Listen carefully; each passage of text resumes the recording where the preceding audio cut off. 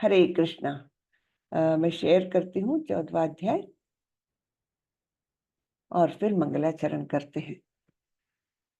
ओम नमो भगवते वासुदेवाय। ओम नमो भगवते वासुदेवाय। ओम नमो भगवते वासुदेवाय।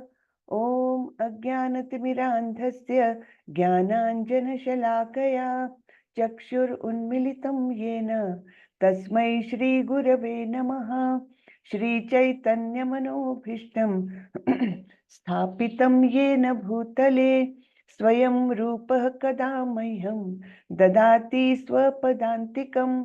वन्देऽहं श्रीगुरो श्रीयुतपदकमलं श्रीगुरुन् वैष्णवांश्च श्रीरूपं साग्रजातं सहगण रघुनाथान्वितं तं सजीवं साद्वैतं सावधूतं परिजनसहितं कृष्णचैतन्यदेवं श्रीराधा कृष्णपादान् सहगण ललिता श्रीविशाखान्वितांश्च। हे कृष्ण करुणा सिंधु दीनबंधु जगतपते गोपेश गोपिका कांत श्री राधा कांत नमोस्तुते। तप्त कांचन गौरांगी राधे वृंदावनेश्वरी वृषभानुसुते देवी प्रणमामि हरिप्रिये। नमो विष्णुपदाय कृष्णपृष्ठाय भूतले श्रीमते भक्ति वेदांत स्वामी इति नामिने।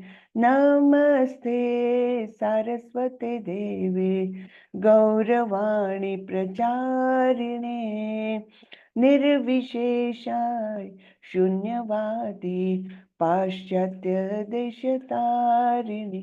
जय श्री कृष्ण चैतन्य प्रभो नित्यानंदा श्री अद्वैत गदाधर श्रीवासादि गौर भक्त वृंदा। हरे कृष्णा कृष्ण कृष्ण हरे हरे हरे रामा राम राम हरे हरे हरे कृष्णा कृष्ण कृष्ण हरे हरे हरे राम राम राम हरे हरे। हरे कृष्णा सभी को। हरे कृष्ण माता जी। हरे कृष्णा। हरे कृष्ण माता जी। सादर प्रणाम। सादर प्रणाम माता जी। हरे कृष्ण माता जी। जी हरे कृष्ण।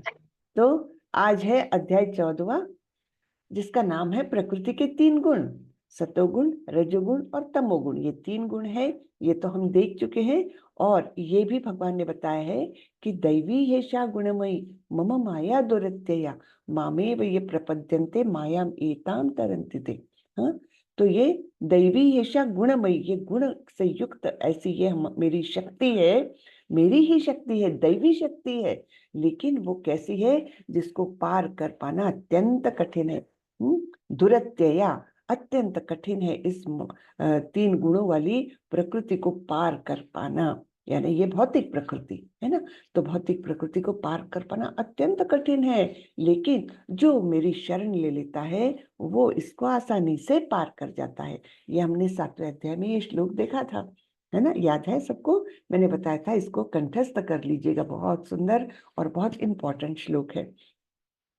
ठीक है, तो ये प्रकृति के 3 गुणों के बारे में अभी विस्तार से भगवान बताने जा रहे हैं कि ये ज्ञान कितना इम्पोर्टेंट है, इसको कैसे पार किया जा सकता है। और गुणों के बारे में बताते समय भगवान बताते हैं कि किस प्रकार ये गुण हमको बंधन कारक होते हैं, और जो जिस गुण में होगा उसका अंतिम गंतव्य जो है वो कैसा भिन्न भिन्न होता है, इसका प्राकट्य किस प्रकार से होता है इन गुणों का। ठीक है, ये सब हम इस अध्याय में अच्छे से देखने वाले हैं। तो प्रकृति के 3 गुण। श्री भगवान उवाच परम भूयः प्रवक्ष्यामि ज्ञानानां ज्ञानमुत्तमं यज्ञात्वा मुनयः सर्वे पराम सिद्धिमितो गतः। भगवान ने कहा, अब मैं तुमसे समस्त ज्ञानों में सर्वश्रेष्ठ इस परम ज्ञान को पुनः कहूंगा, जिसे जान लेने पर समस्त मुनियों ने परम सिद्धि प्राप्त की है। तो पुनः कहूंगा, इसका अर्थ है कि इसके पिछले अध्यायों में, इसके पिछले पार्ट में भी इसका उल्लेख और इनके बारे में जानकारी भगवान ने बार बार दी है, और इसको अब विस्तार से वो बताएंगे। और ऐसा ये ज्ञान है जिसको जान लेने पर बहुत सारे मुनियों ने परम सिद्धि प्राप्त की है। तो आगे बढ़ते हैं। इदं ज्ञानमुपाश्रित्य मम साधर्म्यमागताः सर्गेऽपि नोपजायन्ते प्रलये न व्यथन्ति च। इस ज्ञान में स्थिर होकर मनुष्य मेरी जैसी दिव्य प्रकृति अर्थात स्वभाव को प्राप्त कर सकता है। इस प्रकार स्थित हो जाने पर वह न तो सृष्टि के समय उत्पन्न होता है और न प्रलय के समय विचलित होता है। तो ऐसी परिस्थिति कब आ सकती है कि मेरी जैसी दिव्य प्रकृति, भगवान की जैसी दिव्य प्रकृति कब हमको प्राप्त होगी? जब हम उनके साथ परम धाम में रहेंगे, तभी तो प्राप्त होगी, है ना। यहाँ रहते हुए दिव्य प्रकृति प्राप्त करना ये बहुत ही अनन्य भक्त होने के बाद ही पॉसिबल है। लेकिन यहाँ पर हम समझ सकते हैं, भगवान की जैसी दिव्य प्रकृति के लिए हमको परम धाम प्राप्त करना होगा। और जब हम इस परम धाम को प्राप्त करते हैं, तब हमको सृष्टि के सृजन और प्रलय से कोई फर्क ही नहीं पड़ता, है ना। हमने देखा है कि किस प्रकार आध्यात्मिक जगत ऐसा है जहाँ पर ये भौतिक जगत में चाहे प्रलय आ जाए, चाहे वो नष्ट हो जाए, या चाहे वो फिर से सृजित हो जाए, आध्यात्मिक जगत में इसका कोई प्रभाव नहीं पड़ता, क्योंकि आध्यात्मिक जगत कभी भी विनष्ट नहीं होता। और वहाँ के सारे जीवात्माएं भी कभी शरीर बदलते नहीं है, उनका शरीर परमानेंट रहता है, अविनाशी शरीर उनको प्राप्त होता है, क्योंकि उनका शरीर भी आध्यात्मिक हो जाता है। लेकिन भौतिक जगत में हमको भौतिक चीजों से उत्पन्न होने वाला ये शरीर, निर्माण होने वाला ये शरीर, जो पंच महाभूतों से यानी अग्नि, जल, वायु, पृथ्वी, आकाश, और सूक्ष्म शरीर जो मन, बुद्धि और मिथ्या अहंकार, इनसे बना हुआ ये स्थूल और सूक्ष्म शरीर भौतिक जगत में हमको प्राप्त होता है, जो निश्चित रूप से विनष्ट होता ही है। और फिर नया जन्म मिलता है, तब अगली योनि में पता नहीं अगला शरीर कैसे होगा, है ना। डिपेंड्स ऑन हमारे कर्म और हमारी इच्छाएं। तो इस प्रकार भगवान बोल रहे हैं कि जो इस ज्ञान को प्राप्त करता है, तीन गुणों के विषय में अच्छे से जानकारी प्राप्त करता है, वह इस प्रकार का दिव्य आध्यात्मिक शरीर प्राप्त कर सकता है ना, जो कि कभी विनष्ट नहीं होता। मम योनिर्महद् ब्रह्म तस्मिन् गर्भ दधाम्यहं संभवः सर्वभूतानां ततो भवति भारत। हे भरत पुत्र, ब्रह्म नामक समग्र भौतिक वस्तु जन्म का स्रोत है, और मैं इसी ब्रह्म को गर्भस्थ करता हूँ, जिससे समस्त जीवों का जन्म संभव है। तो ब्रह्म नामक समग्र भौतिक वस्तु जन्म का स्रोत है। तो ये कहा, इसके बारे में हम थोड़ा सा पढ़ लेते हैं, बहुत स्पष्ट हो जाएगा हमको प्रभुपाद जी के तात्पर्य में। तो श्रीला प्रभुपाद की जय। यह संसार की व्याख्या है। जो कुछ घटित होता है वह क्षेत्र यानी शरीर तथा क्षेत्रज्ञ अर्थात आत्मा के संयोग से होता है। ये हमने 13वें अध्याय में देखा है कि जो कुछ भी हमको दिखता है वो केवल इन दोनों चीजों का संयोग मात्र है ना, भौतिक शरीर और आध्यात्मिक आत्मा। प्रकृति और जीव का यह संयोग स्वयं भगवान द्वारा संभव बनाया जाता है। महत्त्व ही समग्र ब्रह्मांड का संपूर्ण कारण है, और भौतिक कारण की समग्र वस्तु जिसमें प्रकृति के तीनों गुण रहते हैं कभी कभी ब्रह्म कहलाती है। तो हमने एक 12वें अध्याय में देखा था, वहां पर आत्मा को ब्रह्म कहा गया है, लेकिन यहाँ पर किसको ब्रह्म कहा गया है? भौतिक कारण की समग्र वस्तुएं जो है महत्त्व कहलाती है। तो ये सुप्त अवस्था में सब रहता है महत्त्व में, और जैसे ही भगवान की इच्छा होती है तो ये महत्त्व का प्राकट्य होता है, इसमें तीनों गुण भी सम्मिलित है। तो ये प्राकट्य होता है और भगवान इस प्रकृति को गर्भस्थ करते हैं और तब ये संयोग हो जाता है, भौतिक चीजें और आध्यात्मिक हमारी हम जीवात्मा, इन दोनों का संयोग होकर फिर ये आगे की सृष्टि होती है। परम पुरुष इसी समग्र वस्तु को गर्भस्थ करते हैं जिससे असंख्य ब्रह्मांड संभव हो सके। इस समग्र भौतिक वस्तु को ब्रह्म कहा गया है। तो परम पुरुष उस ब्रह्म को जीवों के बीजों के साथ गर्भस्थ करते हैं। पृथ्वी जल अग्नि वायु आदि 24 तत्व भौतिक शक्ति है और वे महद ब्रह्म अर्थात भौतिक प्रकृति के अवयव है। जैसा कि 7वें अध्याय में बताया जा चुका है कि इससे परे एक अन्य परा प्रकृति जीव होती है।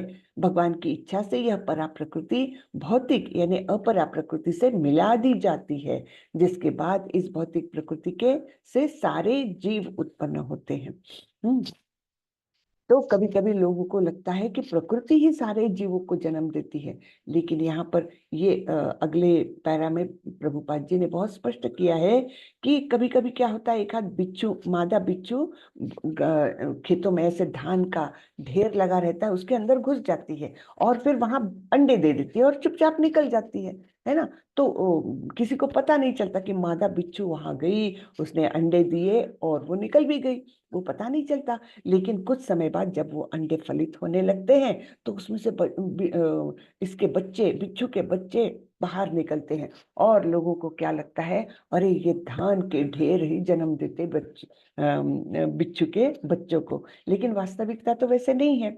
वैसे ही प्रकृति के साथ भी लोगों को क्या लगता है, ये प्रकृति से ही जीव उत्पन्न होते हैं, लेकिन वैसा नहीं है। जब भगवान उसमें बीज डालेंगे, प्रकृति को गर्भस्थ करेंगे, तभी कहीं जाकर वो जीवों का जो भौतिक और परा शक्ति, इन दोनों का संयोग करके और फिर जीवों को निर्माण करती है। ठीक है। सर्वयोनिषु कौन्तेय मूर्तयः संभवन्ति यः तासां ब्रह्म महत् योनिर् अहं बीजप्रद पिता। हे कुंती पुत्र, तुम यह समझ लो कि समस्त प्रकार की जीव योनियां इस भौतिक प्रकृति में जन्म द्वारा संभव है और मैं उनका बीज प्रदाता पिता हूं। अब यहाँ पर एक कल ही मेरे पढ़ने में एक बात आई, यहाँ पर क्या दिया है, समस्त प्रकार की जीव योनियां। हाँ, तो सभी प्रकार की जीव योनियां जो पैदा होती है, ये भगवान के दिए हुए बीज के माध्यम से ही पैदा होती है ना। अब क्रिश्चियनिटी के बारे में प्रभुपाद जी का एक चर्चा मैंने सुनी, तो उसमें जो बड़े बड़े क्रिश्चियनिटी के विद्वान आए हुए थे, उनसे चर्चा चली प्रभुपाद जी की। तो प्रभुपाद जी ने बोला कि जो क्रिश्चियनिटी है उसमें उनके जीसस क्राइस्ट जो बताया गया है, दाउ शाल नॉट किल, है ना, दाउ शाल नॉट किल। फिर आपके यहाँ लेकिन जो इस आज्ञा का उल्लंघन होता है, क्योंकि क्रिश्चियन लोग तो मांसाहार जनरली करते ही है, तो इसके अनुसार आप तो जीसस क्राइस्ट की बात को मानते नहीं हो। तो उन्होंने आर्गुमेंट रखा था, नहीं नहीं, मनुष्य में ही केवल आत्मा रहती है, जीव तो निम्न प्राणी है, तो उनमें आत्मा नहीं रहती। प्रभुपाद जी ने आर्गुमेंट में ये वाला श्लोक कोट किया था, बोलते हमारे कृष्ण बता के गए हैं कि समस्त प्रकार की जीव योनियां ये है भौतिक प्रकृति में जन्म द्वारा संभव है और मैं उनका बीज प्रदाता पिता हूँ। और इस प्रकार आत्मा जैसे हमारे अंदर है वैसे ही सभी प्राणियों के अंदर है। और इस प्रकार आप ये नहीं कह सकते कि केवल मनुष्य में आत्मा है इसलिए वो छोटे जो निम्न श्रेणी की योनियां हैं उनको मार करके उनका आहार बना सकता है, ऐसा नहीं हो सकता। बहुत सारे आर्गुमेंट्स देते हैं प्रभुपाद जी, बहुत सुंदर आर्गुमेंट्स देते हैं, हाँ, जिसको उनको मानना ही पड़ता है। तो ये एक श्लोक था जो प्रभुपाद जी ने कोट किया था कि सर्वयोनिषु कौन्तेय मूर्तयः संभवन्ति यः तासां ब्रह्म महद योनिर अहम बीज प्रदप पिता। तो ऐसा नहीं है कि आत्मा केवल मनुष्य में है, सभी जीवों में आत्मा है और इक्वल प्रमाण में है। ऐसा भी नहीं कि उनकी आत्मा निम्न श्रेणी की है या उनके आत्मा के साथ जो परमात्मा बैठे हैं वो निम्न श्रेणी के हैं, नहीं, सभी योनियों में समान आत्मा और परमात्मा का वास होता है। तो इस प्रकार से प्रभुपाद जी ने जो बहुत बड़े पैमाने पर मांसाहार हो रहा है और उसके लिए इतने बड़े बड़े स्लॉटर हाउसेस खुले हुए हैं, उसका निषेध जताया था।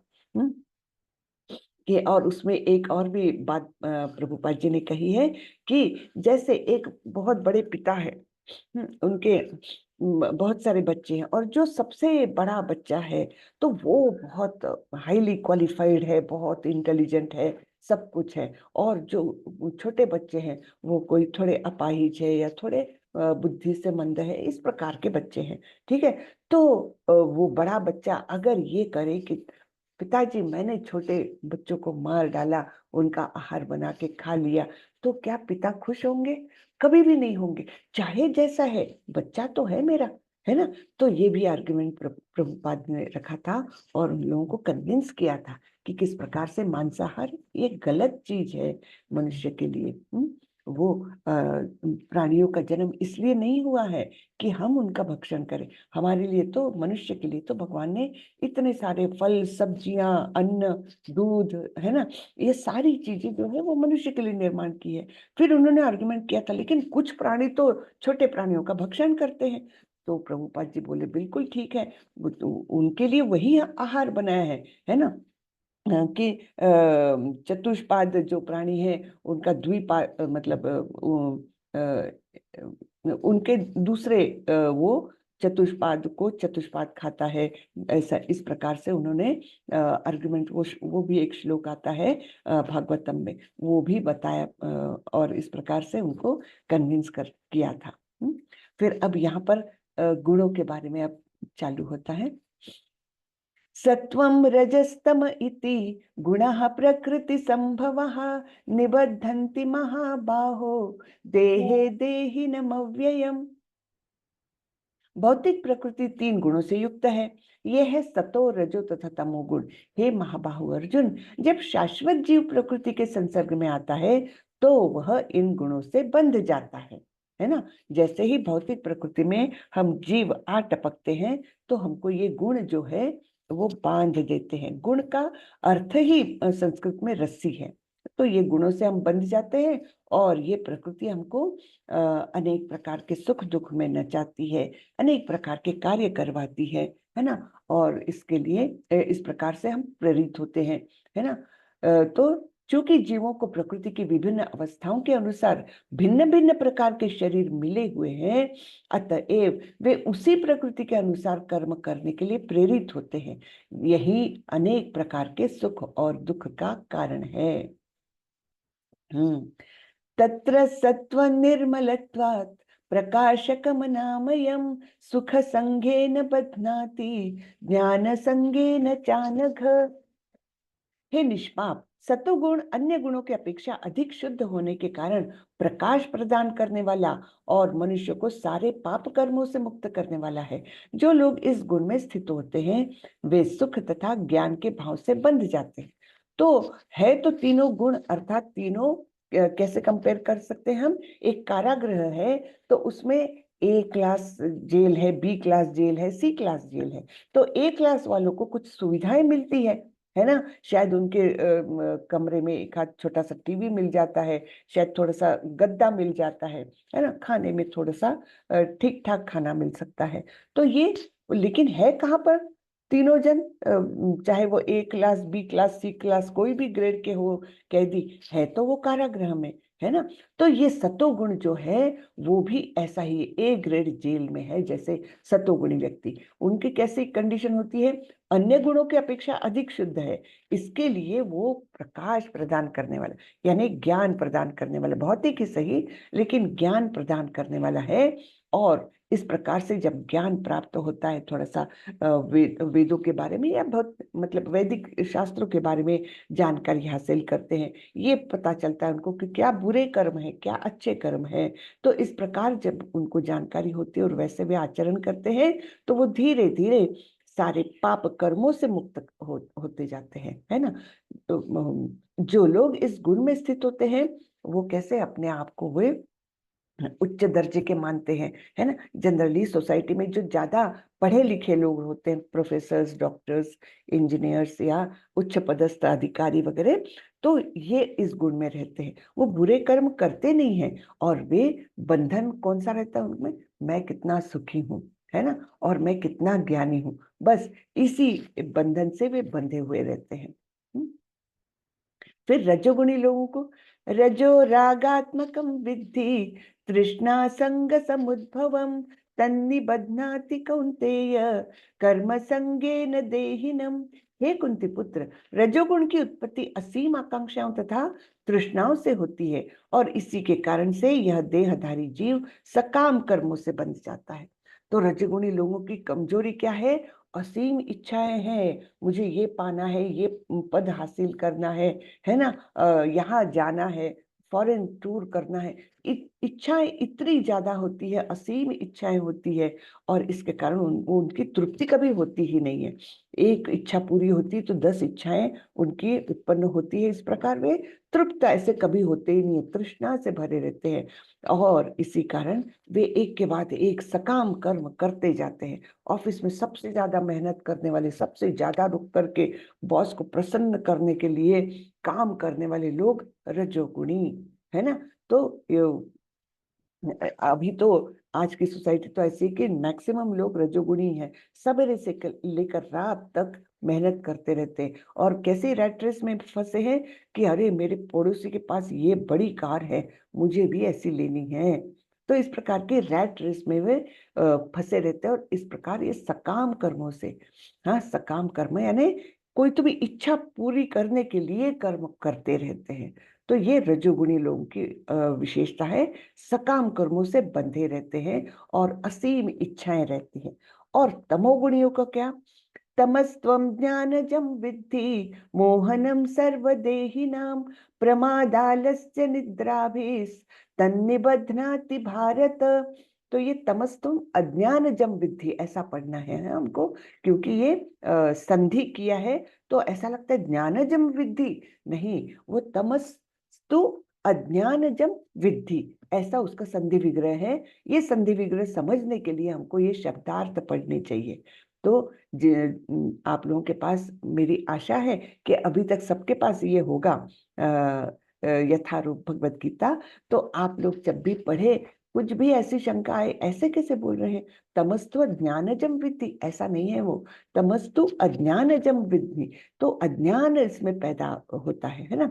हे भरत पुत्र, तुम जान लो कि अज्ञान से उत्पन्न तमोगुण समस्त देहधारी जीवों का मोह है।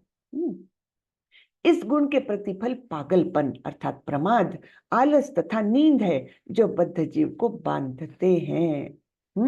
तो यहाँ पर क्या होता है, अज्ञान से उत्पन्न होता है, हाँ, ये तमोगुण, और इस गुण के परिणाम क्या दिखते हैं, पागलपन, है ना, एक प्रकार का उनमें कुछ वो रहता, पागलपन की एक्टिविटीज, प्रमाद, अपराध करने की वृत्तियां रहती है, और आलसी और सोने वाले लोग रहते हैं।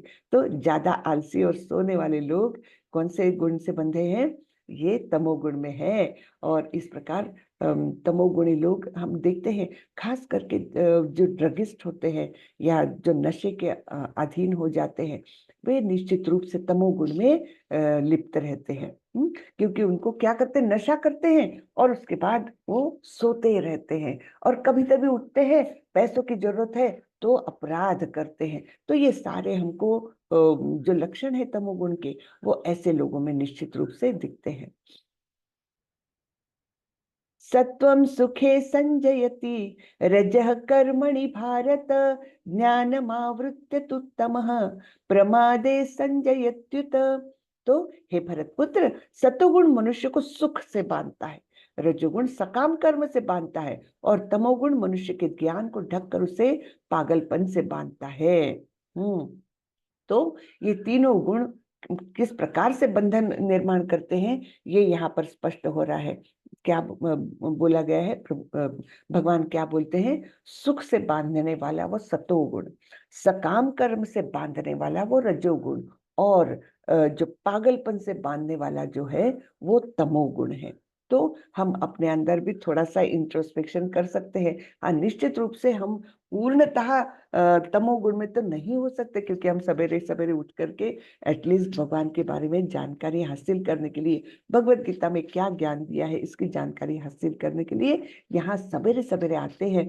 तो सतो मतलब तमोगुण तो निश्चित नहीं है हम में, लेकिन ऐसा नहीं कहा जा सकता सवेरे सतोगुण का प्राकट्य दिख रहा है, दोपहर होते होते हम निश्चित रूप से सकाम कर्मों में दौड़ते भागते हैं, क्योंकि अर्थार्जन करना है।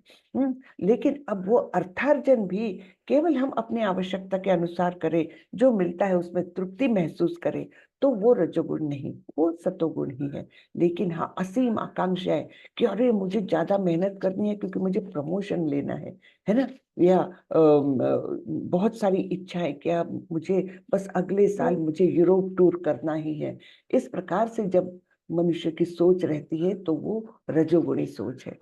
तो हमारे अंदर भी ये सतोगुण रजोगुण तमोगुण अलग अलग समय पर अलग अलग उसका प्राकट्य हम अपने आप को महसूस कर सकते हैं, और वो हमने करना चाहिए, क्योंकि जब हम महसूस करेंगे कि अरे ये मेरी एक्टिविटी, जो मैं बहुत क्रोध में किसी से बात कर रहा हूँ, है ना, तो ये मेरा अज्ञान है कि मैं किस प्रकार क्रोध में आवेश में आकर के किसी को इंसल्ट कर रहा हूँ, अपराध कर रहा हूँ एक प्रकार से, तो ये मेरा तमोगुण का प्राकट्य है। इसको मुझे वश में लाना पड़ेगा और धीरे धीरे तमोगुण को पूर्णतः नष्ट करके रजोगुण और सतोगुण में स्थित होना पड़ेगा। तो ये अपने आप में भी हमको थोड़ा इंट्रोस्पेक्शन करना चाहिए, दूसरों के दोष नहीं निकालना चाहिए। हाँ, हम करते क्या है, ये थोड़ा सा ज्ञान हमको भगवत गीता से मिलता है और हम दूसरों को उस दृष्टि से देखने लगते हैं। पहले हम अपने आप को सुधार ले, उसके बाद फिर दुनिया की ओर देखें, है ना। तो ये तीनों गुण किस प्रकार हमको बांधते हैं, ये यहाँ पर दिया गया है। रजस्तमश्चाभिभूय सत्वं भवति भारत, रजस सत्वं तमश्चैव तमः सत्वं रजस्तथा। हे भरतपुत्र, कभी कभी सतोगुण रजोगुण तथा तमोगुण को परास्त करके प्रधान बन जाता है, तो कभी रजोगुण सतो तथा तमोगुण को परास्त कर देता है, और कभी ऐसा होता है कि तमोगुण सतो तथा रजोगुणों को परास्त कर देता है। इस प्रकार श्रेष्ठता के लिए निरंतर स्पर्धा चलती रहती है। तो ये तीनों गुण चुपचाप से नहीं बैठे रहते, एक दूसरे को खींचा तानी रस्सी खींच चलती रहती है। कभी ये प्रबल हो गया, दूसरों को दोनों को हरा दिया, कभी वो प्रबल हो गया, दूसरे अन्य दोनों को हरा दिया। इस प्रकार से इनमें निरंतर स्पर्धा चलती रहती है। अब इस स्पर्धा में हम जिस भाव को ज्यादा पोषित करेंगे, अगर हम रजोगुण में हैं और उसी को हम पोषित करेंगे अपनी इच्छाओं को और प्रबल करते हुए, तो फिर रजोगुण का वो बार बार जीतेगा, रजोगुण, है ना। अगर हम तमोगुण को खाद पानी देते हैं, उसको प्रबल बनाते हैं, अपनी इच्छाएं वैसी करते हैं, अपनी गलती नहीं समझते हैं कि आज मैंने नशा कर लिया और मैं तमोगुण में मैंने ऐसा झगड़ा कर लिया किसी से, ये अगर हम गलती का एहसास नहीं करते तो तमोगुण का प्राबल्य होते रहेगा, बराबर है ना। तो हमको अपने आप को जरा एग्जामिन करते रहना है कि मेरे अंदर अभी कौन सा गुण प्रबल है, और अगर अच्छा गुण है तो उसको खाद पानी देना। ये समझना है कि हमको सत्व गुण अभी सवेरे तो है, क्योंकि हम भगवत गीता सुन रहे हैं, तो इसी गुण को हम किस प्रकार ज्यादा से ज्यादा समय तक मेंटेन करें, और अल्टीमेटली पूर्णतः सत्वगुण में, चाहे समय कौन सा भी हो, चाहे परिस्थिति कौन सी भी हो, मैं सत्वगुण में कम से कम स्थित हूँ, है ना, यानी ज्ञान में स्थित हूँ। कम से कम सत्वगुण ये पहली लेवल लगती है हमको आध्यात्मिक प्रगति के लिए। और फिर जब हम शुद्ध सत्व में जाएंगे, जो इन तीनों गुणों के बंधन से परे हैं, शुद्ध सत्व में जाते हैं, तब शुद्ध भक्त बनते हैं और आध्यात्मिक जगत में प्रवेश करते हैं। ठीक है ना। तो कम से कम तो हमको क्वालिफिकेशन चाहिए, सत्व गुण में हमेशा स्थिर रहने का प्रयास करें, चाहे सामने वाली परिस्थिति कुछ भी रहे। हमको अपना जो बैलेंस है दिमाग का, उसको नहीं खत्म करना है, उसको वो नहीं करना है। तो यहाँ पर बताया गया अंतिम वाक्य देखिए, विशिष्ट कार्यों को देखकर ही समझा जा सकता है कि कौन व्यक्ति किस गुण में स्थित है। तो हम दूसरों को भी एनालाइज कर सकते हैं, लेकिन पहले स्वयं को सुधारना है। तो इस प्रकार हम और तो और किसी को दोष नहीं देना चाहिए, क्योंकि ये सारा गुणों का प्रभाव रहता है। व्यक्ति ना चाहते हुए भी उस गुण के प्रभाव के कारण कभी कभी बहुत गलत एक्टिविटी करता है। तो जो भक्त होते हैं वे ऐसे लोगों को भी बड़े ही करुणामय दृष्टि से देखते हैं, जैसे प्रभुपाद जी देखते थे, है ना। उन्होंने तो इतने तमोगुणी लोगों को, जो एकदम नशे में धुत रहते थे, हिप्पीज जिनको कहा गया है ना, हिप्पीज को उन्होंने शुद्ध भक्त बनाया। अगर वे सोचते अरे ये तो बड़ा ही तमोगुण में लिप्त है, इसका तो कुछ हो नहीं सकता, ऐसा सोचते, तब इतने महान भक्त हमको कैसे मिलते जो आज ये इस्कॉन की सारी परंपरा चला रहे हैं, है ना। उन्होंने करुणा की इन तमोगुणी लोगों पर भी, हम जैसे बिल्कुल बेकार लोगों पर भी करुणा की, तब कहीं जाकर के थोड़े थोड़े हम लोग आगे बढ़ रहे हैं, बराबर है ना। तो इसलिए कभी भी तमोगुणी लोगों पर या रजोगुणी लोगों पर ये सोच करके उनसे घृणा नहीं करनी है। अगर हमको समझता भी है कि हाँ ये बुरा व्यवहार है, फिर भी करुणा हमारे मन में पैदा होनी चाहिए और प्रयत्न करना चाहिए कि उनका भी थोड़ा थोड़ा प्रगति हो जाए, है ना। सर्वद्वारेषु देहेऽस्मिन् प्रकाश उपजायते, ज्ञानं यदा तदा विद्याद् विवृद्धं सत्वमिच्युते। सत्वमित्युत, सतोगुण की अभिव्यक्ति को तभी अनुभव किया जा सकता है जब शरीर के सारे द्वार ज्ञान के प्रकाश से प्रकाशित होते हैं। तो क्या बताया गया है, सतोगुण हम कौन से द्वार में स्थित है, तो उसके लिए बताया है कि ये 9 द्वार जो है, 9 द्वार में के नगरी में हम रहते हैं। यानी ये देही अर्थात आत्मा जो है वो इस देह के अंदर रहता है, जिस देह के 9 द्वार है। तो हम तात्पर्य थोड़ा सा पढ़ लेते हैं। शरीर में 9 द्वार है, 2 आंखें, 2 कान, 2 नथुने, मुंह, गुदा तथा उपस्थ। जब प्रत्येक द्वार सत्व के लक्षण से दीपित हो जाए तो समझना चाहिए कि उसमें सत्वगुण विकसित हो चुका है। या नहीं, इसका तात्पर्य यह है कि सत्वगुणी व्यक्ति जनरली अच्छी हेल्थ में रहता है, जनरली, हाँ, जनरली स्पीकिंग उसके सारे ही द्वार जो है, शरीर के द्वार, वे योग्य काम करते हैं। सत्वगुण में सारी वस्तुएं अपनी सही स्थिति में दिखती है, सही सही सुनाई पड़ता है और सही ढंग से उन वस्तुओं का स्वाद भी मिलता है। तो सही स्वाद जब मिलता है हमको, तो हम जो अति ज्यादा जो खट्टा, ज्यादा नमकीन, ज्यादा तीखा, ये पसंद नहीं करते सत्वगुणी लोग। क्यों? क्योंकि उनकी सारी इंद्रिय योग्य तरीके से काम करती है ना। तो सही ढंग से उनको स्वाद मिलता है, इसलिए वो अति तीक्ष्ण वगैरह ऐसे खाने में उनको रुचि नहीं रहती। मनुष्य का अंतः तथा बाह्य शुद्ध हो जाता है, प्रत्येक द्वार में सुख के लक्षण उत्पन्न दिखते हैं, और यही स्थिति होती है सत्वगुण की। ठीक है, तो ये सत्वगुण जो है जनरली स्पीकिंग वो लोग अपने हेल्थ उनकी अच्छी रहती है। लोभ प्रवृत्तिरारंभा कर्मणाम शमः स्पृहा रजस्यैतानि जायन्ते विवृद्धे भरतर्षभ। हे भरतवंशियों में प्रमुख, जब रजोगुण में वृद्धि हो जाती है तो अत्यधिक आसक्ति, सकाम कर्म, गहन उद्यम तथा अनियंत्रित इच्छा एवं लालसा के लक्षण प्रकट होते हैं। तो रजोगुणी लोग कैसे होते हैं? अत्यधिक आसक्ति, मेरा घर है ना, मेरा परिवार, इनके प्रति अत्यंत आसक्त रहते हैं। उनको उसमें प्राउड भी लगता है। कई लोग मैंने ऐसे देखे, हाँ मुझे तो मेरे बच्चों के प्रति इतना प्यार है, जब तक मैं उनसे दूर विदेश में भी रहते हैं बच्चे तब भी नहीं, मैं जब तक 4 बार उनसे फोन पर बात नहीं कर लूं तो मुझे चैन नहीं आता। ये अत्यधिक आसक्ति है। अब बच्चे बड़े हो गए हैं, हमको अपने आप को थोड़ा अलग करना चाहिए, लेकिन ये अत्यधिक आसक्ति वाले रजोगुणी लोग होते हैं। फिर सकाम कर्म, यानी मुझे कुछ पाना है, उसके लिए मुझे ये काम, उसके लिए मैं ये काम कर रहा हूँ। काम का महत्व नहीं है, लेकिन उसका कर्म फल मुझे क्या मिलने वाला है उसकी ओर दृष्टि है उनकी। फिर गहन उद्यम, ऐसे लोग बहुत काम करते हैं, बहुत मेहनती होते हैं, है ना, और उसमें वो बड़ा प्राउड भी फील करते हैं कि मेरे जैसा काम करने वाला कोई नहीं।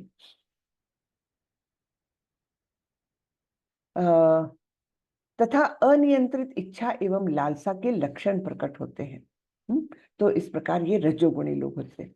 अप्रकाशो प्रवृत्तिश्च प्रमादो मोह एव च तमस्येतानि जायन्ते विवृद्धे कुरु नंदन। जब तमोगुण में वृद्धि हो जाती है तो हे कुरुपुत्र, अंधेरा, जड़ता, प्रमत्तता तथा मोह का प्राकट्य होता है। तो क्या बोल रहे हैं? अंधेरा, अंधेरा किसको बोला गया है? अज्ञान को, है ना। अंधेरा और अज्ञान, इन दोनों को पैरेलल, मतलब एक एक प्रकार से सिनोनिम्स करके भगवान इस्तेमाल कर रहे हैं। जब अंधेरा बोल रहे हैं तो अंधेरा है ना, एकदम सूर्य का प्रकाश नहीं है वो वाला नहीं, अज्ञान। हाँ, तो जहाँ प्रकाश नहीं होता वहां ज्ञान अनुपस्थित रहता है, यानी अज्ञान रहता है, ज्ञान की उपस्थिति नहीं रहती। तमोगुणी व्यक्ति किसी नियम में बंधकर कार्य नहीं करता, वह अकारण ही अपनी सनक के अनुसार कार्य करना चाहता है। यद्यपि उसमें कार्य करने की क्षमता होती है किंतु वह परिश्रम नहीं करता, यह मोह कहलाता है। सॉरी।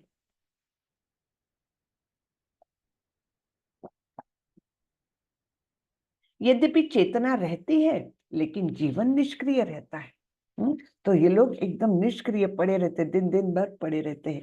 ऐसा नहीं कि उनमें चेतना का अभाव है, चेतना तो है ना, लेकिन फिर भी जीवन कैसा है उनका? निष्क्रिय। ये तमोगुण के लक्षण है।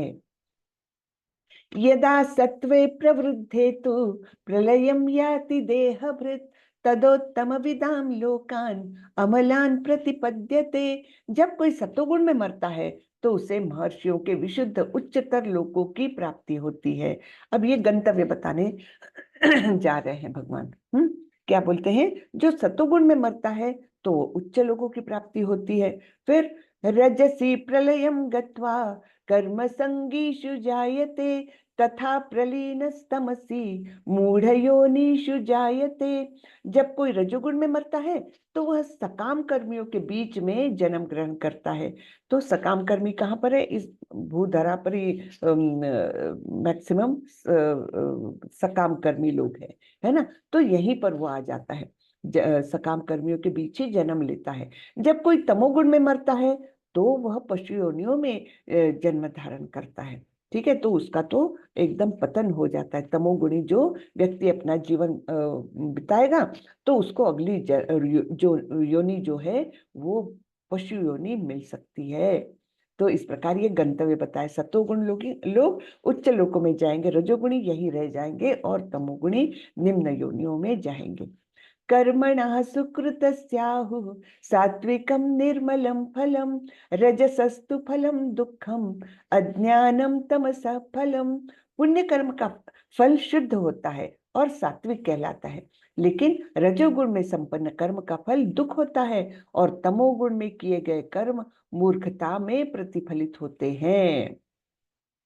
ठीक है, तो ये फल क्या मिलते हैं हमको इन गुणों के माध्यम से? तो उस पुण्य कर्म का अर्थात सतोगुण में रहने वाले का फल शुद्ध होता है और ऐसा फल भी सात्विक कहलाता है।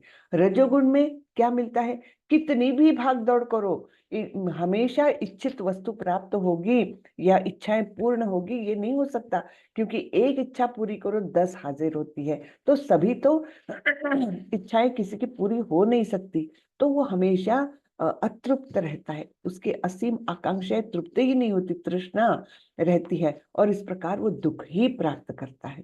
और तमोगुण में किए गए कर्म मूर्खता, है ना, पूर्णतः मूर्खता के वो रहते हैं, प्रतिफलित रहते हैं। सत्वात् संजायते ज्ञानम रजसो लोभ एव च प्रमादमोह तमसो भवतो ज्ञानमेव च। सतोगुण से वास्तविक ज्ञान उत्पन्न होता है, रजोगुण से लोभ उत्पन्न होता है और तमोगुण से अज्ञान, प्रमाद और मोह उत्पन्न होते हैं। तो देखिए अलग अलग एंगल से भगवान बता रहे हैं। इसके पहले फल बताए थे, है ना, सतोगुण के फल क्या है, रजोगुण के फल क्या है। अब यहाँ पर बता रहे हैं उससे उत्पन्न क्या होता है, प्रोडक्ट क्या मिलता है। तो सत्वगुण से ज्ञान, रजोगुण से लोभ और तमोगुण से अज्ञान, ये उत्पन्न होते हैं। तो हम थोड़ा सा तात्पर्य पढ़ लेते हैं। श्रीला प्रभुपाद की जय। क्योंकि वर्तमान सभ्यता जीवों के लिए अधिक अनुकूल नहीं है, अतएव उनके लिए कृष्ण भावनामृत की संस्तुति की जाती है। कृष्ण भावनामृत के माध्यम से समाज में सतोगुण विकसित होगा। ठीक है, बहुत इंपॉर्टेंट है। तो ये जो कृष्ण भावनामृत के बारे में जो बोल रहे हैं, तो इससे होगा क्या, समाज में सतोगुण विकसित होगा। सतोगुण विकसित हो जाने पर लोग वस्तुओं को असली रूप में देख सकेंगे। तमोगुण में रहने वाले लोग पशु तुल्य होते हैं और वे वस्तुओं को स्पष्ट रूप से नहीं देख पाते। उदाहरणार्थ, तमोगुण में रहने के कारण लोग यह नहीं देख पाते कि जिस पशु का वे वध कर रहे हैं उसी के द्वारा वे अगले जन्म में मारे जाएंगे। वास्तविक ज्ञान की शिक्षा न मिलने के कारण वे अनुत्तरदायी बन जाते हैं। यानी अनुत्तरदायी का मतलब है कि उसका परिणाम के बारे में वो सोच नहीं सकते, है ना। उत्तरदायी और अनुत्तरदायी यानी उसके रिजल्ट को वो समझ नहीं पा रहे हैं, बन जाते हैं। इस उच्छृंखलता को रोकने के लिए जनता में सतोगुण उत्पन्न करने वाली शिक्षा देना आवश्यक है। सतोगुण में शिक्षित हो जाने पर वे गंभीर बनेंगे और वस्तुओं को उनके सही रूप में जान सकेंगे। तब लोग सुखी तथा संपन्न हो सकेंगे। भले ही अधिकांश लोग सुखी तथा समृद्ध ना बन पाए, लेकिन यदि जनता का कुछ भी अंश कृष्ण भावनामृत विकसित कर लेता है और सतोगुणी बन जाता है, तो सारे विश्व में शांति तथा संपन्नता की संभावना है। नहीं तो यदि विश्व के लोग रजोगुण तथा तमोगुण में लगे रहे तो शांति और संपन्नता नहीं रह पाएगी। रजोगुण में लोग लोभी बन जाते हैं और इंद्रिय भोग की उनकी लालसा की कोई सीमा नहीं होती। कोई भी यह देख सकता है कि भले ही किसी के पास प्रचुर धन तथा इंद्रिय तृप्ति के लिए पर्याप्त साधन हो, लेकिन उसे ना तो सुख मिलता है ना मन शांति। तो कितना भी धन हो, फिर भी अगर वो पूर्णतः रजोगुण में है तो वो कभी शांत नहीं रहेगा, उसकी तृप्ति नहीं होगी, है ना। और धन चाहिए और धन चाहिए, इस प्रकार उसकी लालसा जो है वो बढ़ती ही जाती है। तो इस प्रकार वो न तो कभी सुखी होता है ना मनुष्य शांति उसको मिल पाती। ऐसा संभव भी नहीं है क्योंकि वह रजोगुण में स्थित है। यदि कोई रंज मात्र भी सुख चाहता है तो धन उसकी सहायता नहीं कर सकता। उसे कृष्ण भावनामृत के अभ्यास द्वारा अपने आप को सत्वगुण में स्थित करना होगा। जब कोई रजोगुण में रत रहता है तो वह मानसिक रूप से ही अप्रसन्न नहीं रहता, अपितु उसकी वृत्ति तथा उसका व्यवसाय भी अत्यंत कष्टदायक होते हैं। अपनी परिस्थितियों से ऊब करके मद्य सेवन की शरण ग्रहण करते हैं और इस प्रकार वे अज्ञान के गर्त में अधिकाधिक गिरते हैं। जीवन में उनका भविष्य जीवन जीवन में उनका भविष्य जीवन अंधकारमय होता है। यानी उनका आगे का फ्यूचर जो है, भविष्य जो है वो अंधकार में होता है, क्योंकि लालसा तृप्त नहीं होती, वो दुख मन में रहता है तो और नशा पानी करने लगते हैं और वो तमोगुण में गिर जाते हैं। इस प्रकार उनका जीवन जो है अंधकार में रहता है। ऊर्ध्वं गच्छन्ति सत्वस्था मध्ये तिष्ठन्ति राजसः जघन्य गुणवृत्तिस्था अधो गच्छन्ति तामसः। सतोगुणी व्यक्ति क्रमशः उच्च लोगों को ऊपर जाते हैं, रजोगुणी इसी पृथ्वी लोक में रह जाते हैं और जो अत्यंत गर्हित तमोगुण में स्थित है वे नीचे नरक लोकों को जाते हैं। तो ये गंतव्य फिर से एक बार भगवान बता रहे हैं कि किस प्रकार सतोगुण जो है वो हमको उच्च लोकों की ओर ले जाएगा। क्योंकि वो सुख और ज्ञान के भाव में रहता है हमेशा, है ना। तो इस प्रकार वो बुरे कर्म करना छोड़ देता है ना, पाप कर्म से मुक्त हो जाता है और इस प्रकार वो उच्च लोकों को जाता है। जो रजोगुणी है उनकी असीम आकांक्षाएं उनको बार बार सकाम कर्म करने में प्रवृत्त रखती है, पूरी तरह से उसी में लिप्त रहता है, तो वो इसी पृथ्वी तल पर आता है। और रजोगुणी जो तमोगुणी जो है वो तो अज्ञान अंधकार जिसको अज्ञान और निद्रा और आलस्य इससे लिप्त रहता है। अज्ञानता के कारण वो बार बार बुरे कर्मों में प्रमाद करता है और इस प्रकार उसको क्या मिलता है, निम्न श्रेणी का जीवन मिलता है। नान्यम गुणेभ्य कर्तारम यदा दृष्टानुपश्यति गुणेभ्यश्च परम वेत्ति मद्भावं सोऽधिगच्छते। जब कोई यह अच्छी तरह जान लेता है कि समस्त कार्यों में प्रकृति के तीनों गुणों के अतिरिक्त अन्य कोई करता नहीं है, और जब वह परमेश्वर को जान लेता है जो इन तीनों गुणों से परे है, तो वह मेरे दिव्य स्वभाव को प्राप्त होता है। तो हमको ये जानना चाहिए कि रस्सी खींच जो है यही हमसे सारे कर्म करवाती है। हाँ, तो इसके तीन गुणों के अतिरिक्त अन्य कोई करता नहीं है। यानी ये तीन गुण ही हमसे कठपुतली को जैसे नचाया जाता है ना, बस वैसे ही ये तीन गुण हमको नचाते हैं। लेकिन जब वो ज्ञान अर्जित करता है, परमेश्वर को जानता है ना, अच्छे लोगों की संगति में आता है, भक्तों की संगति में आता है, तो वो भगवान के बारे में जानने लगता है, और फिर वो धीरे धीरे प्रगति करके इन तीनों गुणों के बंधनों से मुक्त हो सकता है, और तब वह दिव्य स्वभाव को प्राप्त करता है जैसा भगवान का है। यहाँ पर थोड़ा सा,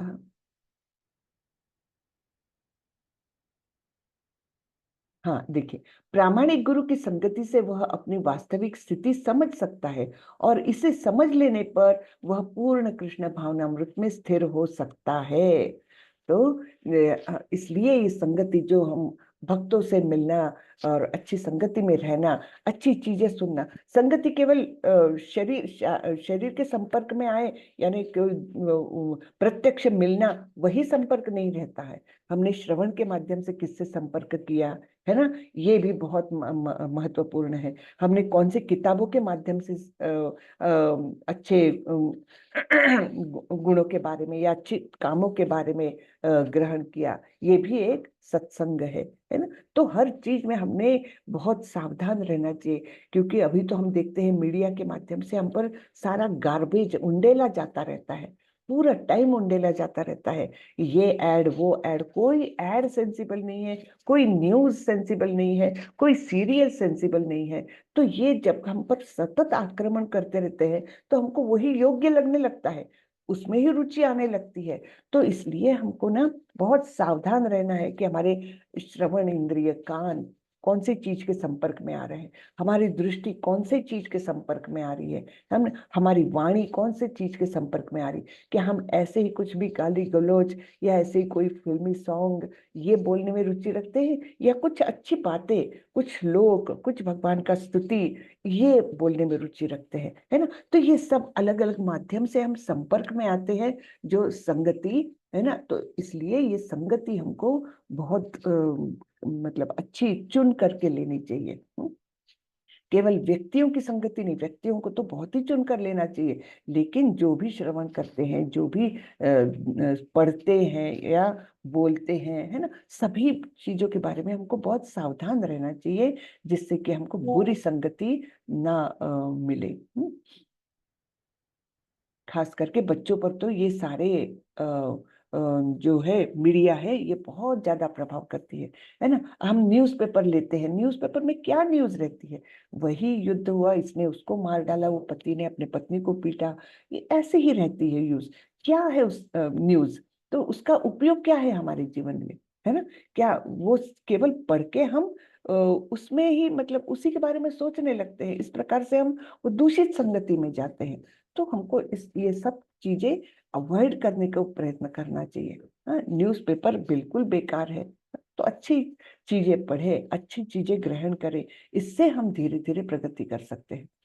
गुणानेतानतीत्यं त्रिन देहि देह समुद्भवान जन्म मृत्यु जरा दुःखैर विमुक्तो मृतमश्नुते। जब देहधारी जीव भौतिक शरीर से संबंध इन तीनों गुणों को लांघने में समर्थ होता है, तो वह जन्म मृत्यु बुढ़ापा तथा उनके कष्टों से मुक्त हो सकता है, और इसी जीवन में अमृत का भोग कर सकता है। इसी जीवन में अमृत का भोग कर सकता है ना। तो करना क्या है, तीनों गुणों को लांघने में समर्थ होना है। अब तीनों गुणों को, इसके बारे में अर्जुन प्रश्न करेंगे, कैसे होता है ये, हम कैसे तीन गुणों को पार कर जाएंगे, है ना। तो इसके बारे में अर्जुन प्रश्न करेंगे, ठीक है। तो यहाँ पर बताया गया है, जो इन तीनों गुणों को लांघने में समर्थ हो जाता है, तो ये जो वास्तविक समस्याएं हैं हमारी जीवन की, जन्म मृत्यु बुढ़ापा और रोग, इनके कष्ट जो है उसको भी हम पार कर सकते हैं। हमारे परम पूज्य गुरु महाराज इसका बिल्कुल जीवंत उदाहरण है।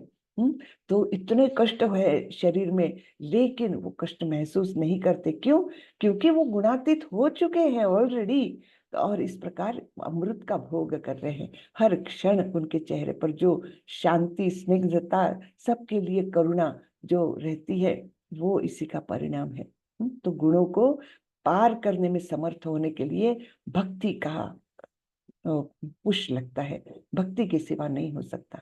अब अर्जुन का प्रश्न आता है। कैर अर्जुन उवाच कैर्लिंगैस्त्रीन् गुणान् एतान् अतीतो भवति प्रभो किमाचारः कथं चैतांस् त्रिगुणान् अतिवर्तते। अर्जुन ने पूछा, हे भगवान, जो इन तीनों गुणों से परे हैं, वह किन लक्षणों के द्वारा जाना जाता है, उसका आचरण कैसा होता है, और वह प्रकृति के गुणों को किस प्रकार लांघता है। तो अर्जुन के एकदम सटीक प्रश्न है। जो इन तीनों गुणों से परे हैं, उनके लक्षण क्या है, उनका व्यवहार कैसा होता है, और कैसे वो लांघ सकता है, क्या करता है वो। तो श्री भगवान उवाच प्रकाशम च प्रवृत्तिम च मोहमेव च पांडव न द्वेष्टि संप्रवृत्तानि न निवृत्तानि कांक्षति उदासीन वदासीनो गुणैर्यो न विचाल्यते गुणा वर्तन्त इत्येवं योऽवतिष्ठति नेङ्गते समदुःख सुख स्वस्थः समलोष्टाश्मकाञ्चनः तुल्यप्रिया प्रियो धीरस् तुल्यनिन्दात्मसंस्तुतिः मानापमानयोस्तुल्यो मित्रारिपक्षयोः सर्वारंभ परित्यागी गुणातीतः स उच्यते। भगवान ने कहा, हे पांडुपुत्र, जो प्रकाश, आसक्ति तथा मोह के उपस्थित होने पर न तो उनसे घृणा करता है और न लुप्त हो जाने पर उनकी इच्छा करता है, जो भौतिक गुणों की इन समस्त प्रतिक्रियाओं से निश्चल तथा अविचलित रहता है, और यह जानकर कि केवल गुण ही क्रियाशील है, उदासीन तथा दिव्य बना रहता है, जो अपने आप में स्थित है और सुख तथा दुख को एक समान मानता है, जो मिट्टी के ढेले, पत्थर एवं स्वर्ण के टुकड़े को समान दृष्टि से देखता है, जो अनुकूल तथा प्रतिकूल के प्रति समान बना रहता है, जो धीर है और प्रशंसा तथा बुराई, मान तथा अपमान में समान भाव में रहता है, जो शत्रु तथा मित्र के साथ समान व्यवहार करता है, और जिसने सारे भौतिक कार्यों का परित्याग कर दिया है, ऐसे व्यक्ति को गुणों के, प्रकृति के गुणों से अतीत कहते हैं। तो इतनी सारी बातें भगवान ने बताई है। अब पहला ही वाक्य हम ले लेते हैं, जो प्रकाश, आसक्ति तथा मोह के उपस्थित होने पर। तो प्रकाश यानी क्या? प्रकाश यानी सत्व गुण का लक्षण है ना, सत्व गुण। आसक्ति किसका लक्षण है? रजोगुण का। और मोह किसका लक्षण है? तमोगुण का। तो भगवान बोल रहे हैं कि इनके उपस्थित होने पर न तो उनसे घृणा करता है, छी छी छी, ये क्या मेरे मन में विचार आ रहे हैं, ना तो घृणा करता है एकदम उनको, ना तो वो महत्व दे रहा है, ना कुछ। हाँ, तो न तो उनसे घृणा करता है, और न लुप्त हो जाने पर उनकी इच्छा करता है कि अरे मैं कोई भी इच्छा लुप्त हो गई वो गुणों से जो उत्पन्न हुई थी, तब उसकी इच्छा भी नहीं करता। यानी क्या? बिल्कुल उदासीन है इनके प्रति, कि मन में ये गुण प्रभाव डालते रहेंगे, है ना, मन में आते रहेंगे, लेकिन मन के विचार मुझको प्रभावित ना करे, मैं अलग हूँ। ये जो उसकी जो विश्वास है या उसका जो कर्म है, वो इस प्रकार से होगा कि ना तो वो उसको महत्व देगा और ना ही उससे घृणा करेगा। जो भौतिक गुणों की इन समस्त प्रतिक्रियाओं से निश्चल तथा अविचलित रहता है, तो वो अपने आप में वो अविचलित रह सकता है, चाहे अच्छे विचार मन में आए, चाहे बुरे आए, चाहे उसको तमोगुण आकर्षित करे, चाहे रजोगुण आकर्षित करने का प्रयास करे, वो कहीं किसी से भी आसक्त नहीं होता। कहीं भी वो निश्चल बना रहता है, अविचलित बना रहता है, और यह जानकर कि केवल गुण ही क्रियाशील है, उदासीन तथा दिव्य बना रहता है। ये बातें बहुत समझने में भी कठिन है और अपनाने में तो और भी ज्यादा कठिन है, लेकिन धीरे धीरे जैसे हम सत्व गुण में स्थित होते जाएंगे, तब ये गुणातीत होने की प्रक्रिया को भी हम धीरे धीरे अपना सकते हैं। जो अपने आप में स्थित है और सुख तथा दुख को एक समान मानता है, है ना, जो दूसरे अध्याय में भी भगवान ने बोला था, सुख दुखे समे कृत्वा लाभा लाभौ जया जयो, है ना।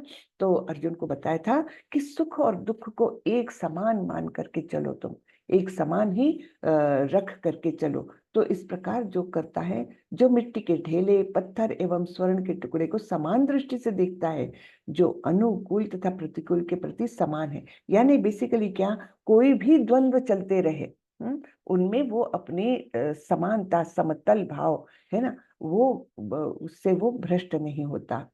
और धीर है, धैर्य धारण किए हुए है, चाहे उसको प्रशंसा मिले, बुराई मिले, चाहे मान मिले, चाहे अपमान मिले, शत्रु और मित्र भी, उनके साथ भी उसका व्यवहार एक जैसा रहेगा। और सारे भौतिक कार्यों का परित्याग कर दिया। भौतिक कार्य यानी क्या, मनोविकार से उत्पन्न होने वाले कार्य, ये इच्छाएं, ये इनका परित्याग कर दिया है। सारे कार्य उसके कैसे रहेंगे, केवल भगवान के प्रति समर्पित रहेंगे। भौतिक कार्य नहीं तो कर्मफल उत्पन्न करेंगे, तो भौतिक कार्यों का उसने परित्याग कर दिया है। ऐसे व्यक्ति को प्रकृति के गुणों से अतीत कहते हैं। तो कार्यों का परित्याग नहीं किया है, ये समझना है हमको। कार्यों का परित्याग नहीं, वो निठल्ला बैठा नहीं रहता है, कार्य करता रहता है, लेकिन भौतिक कार्य नहीं है। उसके कार्य दिव्य बन जाते हैं जब वो कृष्ण की सेवा के लिए कार्य करते हैं, है ना। कृष्ण से संबंधित जो कुछ है वो दिव्य हो जाता है। तो इसीलिए पहले अध्याय का भी महत्व प्रभुपाद जी बताते हैं। हमको ऐसा लगता है पहले अध्याय को क्या पढ़ना, है ना, भगवत गीता का पहला अध्याय, जिसमें अर्जुन विषाद योग हमने देखा है। उसमें क्या है, बहुत सारे योद्धाओं के नाम है, तो कई लोग उसको स्किप कर देते हैं पहले अध्याय को, कि क्या पढ़ना, इसमें तो केवल योद्धाओं के नाम है, अर्जुन के मन के विचार है, क्या पढ़ना, कृष्ण का उपदेश तो शुरू ही नहीं हुआ। ऐसा करके पहला अध्याय को स्किप करते हैं। लेकिन प्रभुपाद जी बोलते हैं ऐसा बिल्कुल नहीं करना चाहिए, क्योंकि जो भी कृष्ण से संबंधित है, वो राजाओं के नाम भी महत्वपूर्ण क्यों है, क्योंकि कृष्ण वहां उपस्थित है उस कुरुक्षेत्र के मैदान में, इसलिए वे भी, वो पहला अध्याय इसलिए दिव्य है क्योंकि कृष्ण उपस्थित है। बाकी तो है ही जहाँ कृष्ण बोल रहे हैं, लेकिन पहले अध्याय को भी हमने निग्लेक्ट नहीं करना है क्योंकि कृष्ण वहां है। तो इस प्रकार जब सारे भौतिक कार्य जो भौतिकता से संबंधित है उनका परित्याग करता है, लेकिन दिव्य कार्यों में लगा रहता है, अर्थात कृष्ण की सेवा में लगा रहता है, तो ऐसे व्यक्ति को गुणों से अतीत कहते हैं। गुणों को पार कर दिया उसने।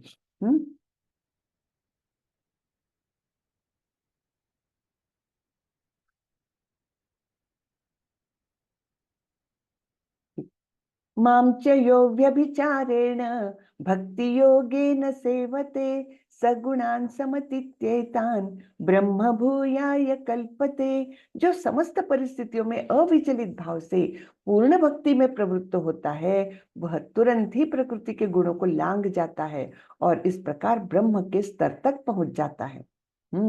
तो ठीक है ना, समस्त परिस्थितियों में अविचलित भाव से पूर्ण भक्ति में प्रवृत्त होता है। तो भक्ति का मार्ग ऐसा है जो हमको सारी ही समस्याओं से सुरक्षा दिला सकता है ना। नहीं तो ये प्रकृति के 3 गुण तो रस्सी खींच करते हुए हमको अलग अलग प्रकार की समस्याओं में डालते हैं।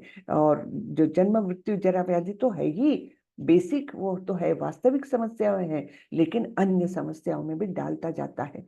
लेकिन जो भक्ति में लगा हुआ है, तो उसके लिए ये तीनों गुण कोई मायने नहीं रखते और इस प्रकार गुणातीत होकर वह ब्रह्म के स्तर तक पहुंच जाता है। ब्रह्मणो हि प्रतिष्ठाहम् अमृत अमृतस्याव्ययस्य च शाश्वतस्य च धर्मस्य सुखस्य एकांतिकस्य च। और मैं ही उस निराकार ब्रह्म का आश्रय हूँ जो अमर्त्य, अविनाशी तथा शाश्वत है और चरम सुख का स्वाभाविक पद है। तो ये ब्रह्म कौन सा है, ब्रह्म ज्योति, है ना। जो हमने देखा था 3 चरण है भगवान को प्राप्त करने के, पहली ब्रह्म ज्योति, फिर परमात्मा और फिर भगवान। तो ब्रह्म ज्योति तक कौन जाता है, ज्ञानी लोग जाते हैं। तो इस प्रकार जो ज्ञान के माध्यम से ये तीन गुणों को पार कर जाता है, तो वो निश्चित रूप से जैसे ही गुणों को पार कर लिया तो ब्रह्म ज्योति के स्तर तक, इसको ब्रह्म कहा है यहाँ पर। तो ब्रह्म का शब्द हमने हमेशा रेफरेंस से समझना चाहिए। प्रभुपाद जी का जब तात्पर्य पढ़ते हैं तब हमको समझता है। तो ब्रह्म तेज यानी ब्रह्म ज्योति का जो भगवान के शरीर की आभा है, भगवान के शरीर का तेज है, तो वहां तक उसका वो वैसे ही पहुंच जाता है। और भगवान क्या बोलते हैं ये ब्रह्म भी कहाँ है? ब्रह्म का आश्रय स्थान मैं ही हूँ। हाँ, यानी ब्रह्म मुझी से उद्भूत है, ब्रह्म का तेज। हाँ, और वो कैसा है? अमर्त्य, कभी भी नाश नहीं होगा, क्योंकि भगवान अविनाशी है, उनका तेज भी अविनाशी है ना। तो जो अमर्त्य, अविनाशी तथा शाश्वत है और चरम सुख का स्वाभाविक पद है। तो ब्रह्मणो ही प्रतिष्ठा हम अमृतस्या अव्ययस्य च। तो यहाँ पर तात्पर्य में श्रीला प्रभुपाद क्या बोलते हैं हम देख लेते हैं। तात्पर्य में प्रभुपाद जी बोलते हैं, श्रीला प्रभुपाद की जय।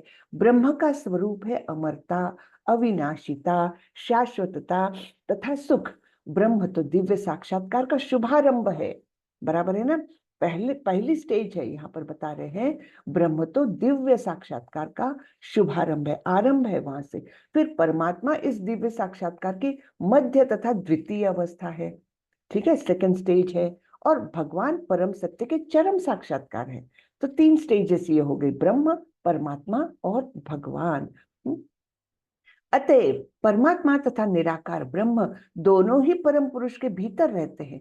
7वें अध्याय में बताया जा चुका है कि प्रकृति परमेश्वर की अपरा शक्ति की अभिव्यक्ति है ना, जो बहिरंगा शक्ति या निम्न शक्ति जिसको कहा जा सकता है, उसकी अभिव्यक्ति है प्रकृति। भगवान इस अपरा प्रकृति में परा प्रकृति को गर्भस्थ करते हैं और भौतिक प्रकृति के लिए यह आध्यात्मिक स्पर्श है। तो हमारा स्वरूप कैसा है? हमारा वास्तविक स्वरूप तो दिव्य है, क्योंकि हम भगवान के अंश हैं। तो इस प्रकार ये भौतिक प्रकृति को ये आध्यात्मिक स्पर्श हो रहा है जब जीवात्मा निर्माण हो रही है। जब इस प्रकृति द्वारा बद्ध जीव आध्यात्मिक ज्ञान का अनुशीलन करना प्रारंभ करता है, तो वह इस भौतिक जगत के पद से ऊपर उठने लगता है और क्रमशः परमेश्वर के ब्रह्मबोध तक उठ जाता है। ब्रह्मबोध की प्राप्ति आत्म साक्षात्कार की दिशा में प्रथम अवस्था है ना, पहली स्टेज है। इस अवस्था में ब्रह्मभूत व्यक्ति भौतिक पद को पार कर जाता है, लेकिन वह ब्रह्म साक्षात्कार में पूर्णता प्राप्त नहीं कर सकता, है ना, कर पाता। क्यों? पूर्णता तो भगवान की प्राप्ति में है। यदि वह चाहे तो इस ब्रह्म पद पर बना रह सकता है और धीरे धीरे परमात्मा के साक्षात्कार को और फिर भगवान के साक्षात्कार को प्राप्त हो सकता है ना। तो अगर वो चाहे तो वो आगे बढ़ सकता है, लेकिन अगर वो उसी में अपने आप को बहुत धन्य मानने लगता है तो उसका पतन भी हो सकता है। वैदिक साहित्य में इसके उदाहरण भरे पड़े हैं। चारों कुमार पहले निराकार ब्रह्म में स्थित थे, लेकिन क्रमशः वे भक्ति पद तक उठ गए। जो व्यक्ति निराकार ब्रह्म पद से ऊपर नहीं उठ पाता, उसके नीचे गिरने का डर बना रहता है। श्रीमद् भागवत में कहा गया है कि भले ही कोई निराकार ब्रह्म की अवस्था को प्राप्त कर ले, किंतु इससे ऊपर उठे बिना तथा परम पुरुष के विषय में सूचना प्राप्त किए बिना उसकी बुद्धि विमल नहीं हो पाती। अतएव ब्रह्म पद तक उठ जाने के बाद भी यदि भगवान की भक्ति नहीं की जाती, तो नीचे गिरने का भय बना रहता है। वैदिक भाषा में यह भी कहा गया है, ठीक है, ये तो क्लिष्ट है।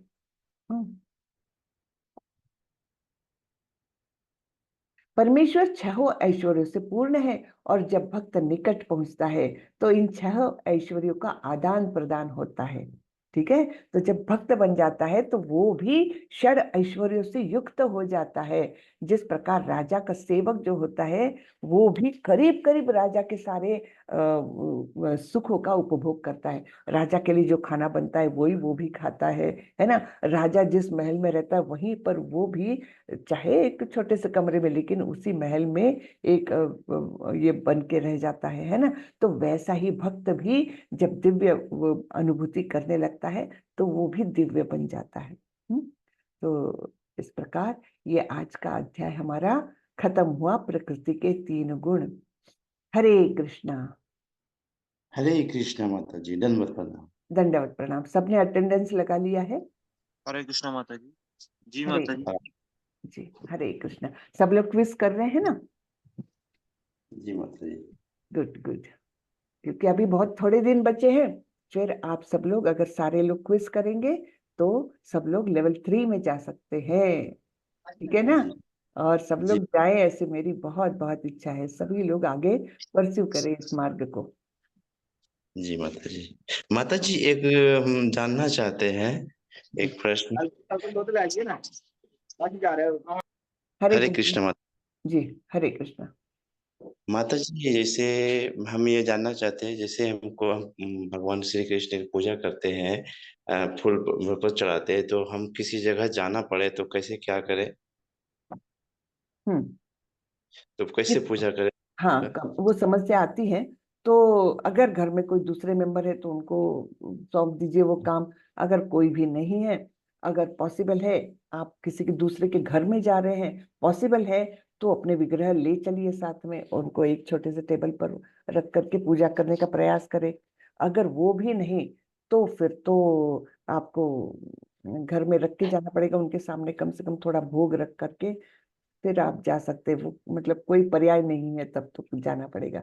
नहीं तो घर में कोई भी है तो उनको बोलिए कुछ नहीं तो बस बासी फूल निकाल के ताजे फूल चढ़ा दो, एक दीपक लगा दो, बस इतना भी होती है, इतनी भी सेवा होती है। और थोड़ा सा ड्राई फ्रूट का भोग लगा दो, इतनी भी सेवा होती तब भी ठीक है। सब कोई जा रहे हैं थोड़ा एक जगह में, मतलब हाँ, माता जी का थोड़ा शरीर अस्वस्थ हो गया है, इसलिए उसके सेवा में जाना है। ठीक ठीक। तो माता जी के पास जा रहे हैं तो ले जा सकते हैं, आप तो ले जाइए, नहीं तो फिर आपको छोड़ना ही पड़ेगा, क्या कर सकते हैं। भगवान श्री कृष्ण राधा रानी के फोटो है माता जी। फोटो ही है ना, ले जाइए आप। नहीं, बड़ा फोटो है तो खैर फिर छोड़ के भी गए तो कोई दिक्कत नहीं। विग्रह पूजा होती है तब जरा दिक्कत होती है। विग्रह नहीं है माता जी, हाँ, फोटो है। फिर कोई दिक्कत नहीं प्रभु, फिर उसका उतना बंधन नहीं रहता, कोई जी दिक्कत जी। नहीं। तो हाँ, और उसका एक उतना। प्रश्न है माता जी, जैसे श्री भगवत गीता है अपने पास, तो उसको मैं लेकर के जाके पढ़ सकता हूँ ना संग में? हाँ, बिल्कुल बिल्कुल, बिल्कुल ले जाइए।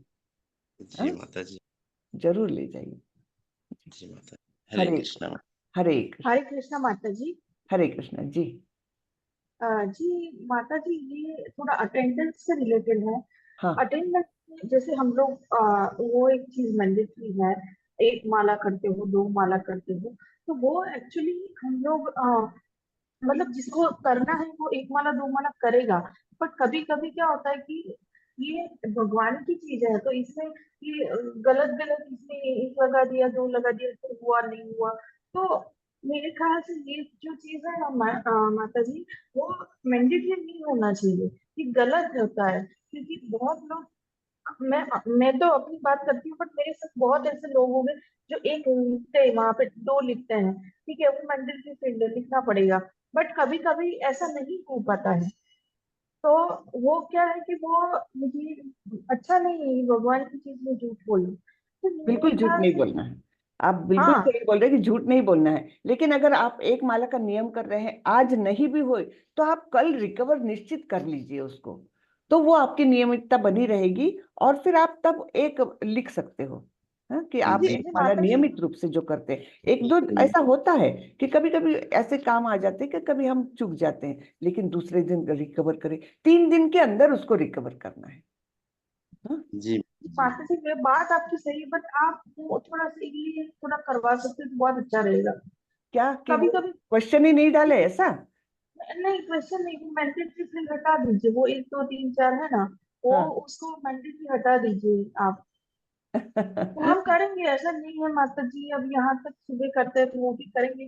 बट हाँ, वो कभी कभी नहीं भी हो पाता है, ऐसी भी सिचुएशंस होती है ना, हम लोग भी भौतिक जगत में है, कभी कभी नहीं तो ऐसा हो जाता है। अभी सवेरे नहीं हुआ है तो रात तक कभी तो भी हो जाएगा। तो आपका नियम अगर बट बना माता है। जी, कभी नहीं होता है, कभी ऐसा कुछ ऐसे संजोग आ जाते हैं, नहीं हो पाता है, तो ये तो बहुत, मेरे को तो अंदर से ऐसा लगता है कि मैं ऐसे झूठ झूठ का एक डाल रही नहीं, हूँ। झूठ कभी और नहीं बोलिए, झूठ तो नहीं बोलिए।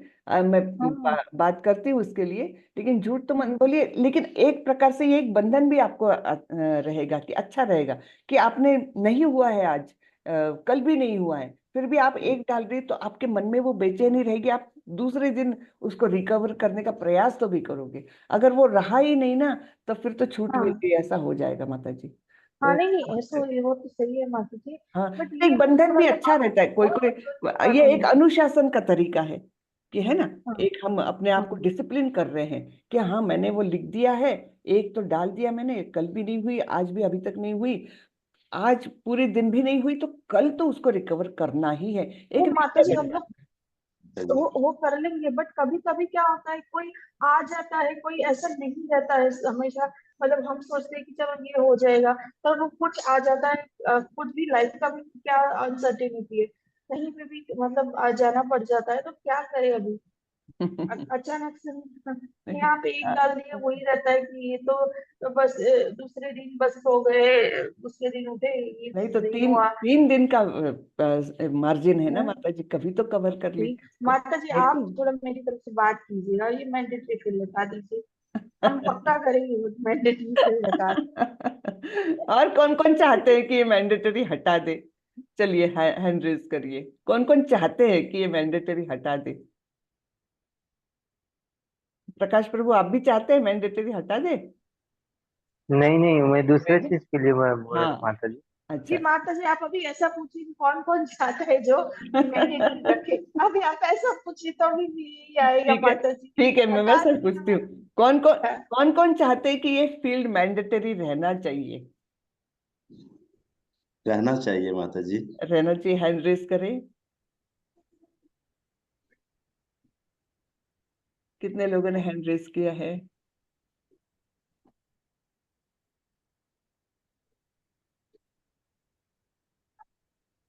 चार, पांच। कितने लोग चाहते हैं मैंडेटरी रहे? हैंड रेज करें। हरे कृष्णा माता जी। हरे कृष्णा जी माता जी। माता जी ये रहता है तो हम लोग को याद भी रहता है ना, हम लोग करते हैं, नहीं रहता है तो हाँ ठीक है, नहीं है, इससे डालने से हम लोग तो हम्म, करते हैं। जितना माला करते हैं उतने ही कर छोड़ते हैं बॉक्स में। अगर हम लोग 16 माला जिस दिन कर दिए 16 में डालते हैं, 8 करते हैं तो 8 में डालते हैं, एक करते हैं तो ऐसा ही होता है माता जी। एक तो कम से कम एक तो हो ही जाता है। हाँ, अब लेवल 2 खत्म होने को आया, तो एक हाँ तो वही तो नहीं, माता जी, लेवल 2 खत्म होने को आ रहा है तो हम एक लोग का। क्या, हम तो 4 एक्सपेक्ट करते हैं। लेवल हाँ माता 2 जी, एंड होने तक 4 एक्सपेक्ट करते हैं हम। ऐसा नहीं है कि ये रहता है तो अच्छा रहता है माता जी, क्योंकि हाँ, हम जुड़ जाते हैं। जी और जी, नहीं रहेगा तो जुड़ेंगे नहीं, लोग सुनेंगे रह जाएंगे और एग्जैक्टली, हाँ माला भी नहीं है। हाँ। जी माता तो जी माता हरे जी, कृष्णा माता जी।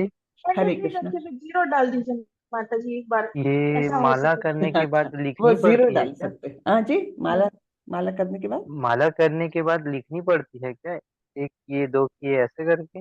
नहीं, लिखने नहीं, वो अटेंडेंस में आता है ना, एक प्रश्न है ना, मैंडेटरी है प्रश्न, अटेंडेंस। अच्छा हाँ। हाँ, वहां के बारे में बात कर रही है माता जी।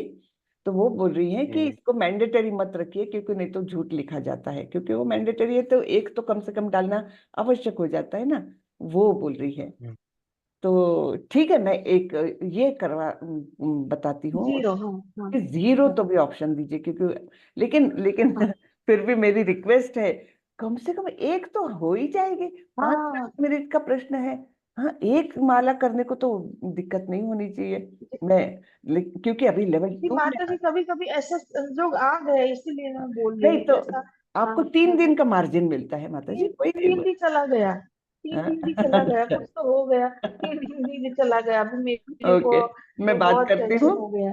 मैं हाँ मैं बात हाँ करती हूँ, लेकिन हमारे प्रभु जी हाँ। माला जप के बारे में, क्योंकि ये बेसिक है। ये 90% जी हमने बताया ना, 90% भक्ति जो है हाँ।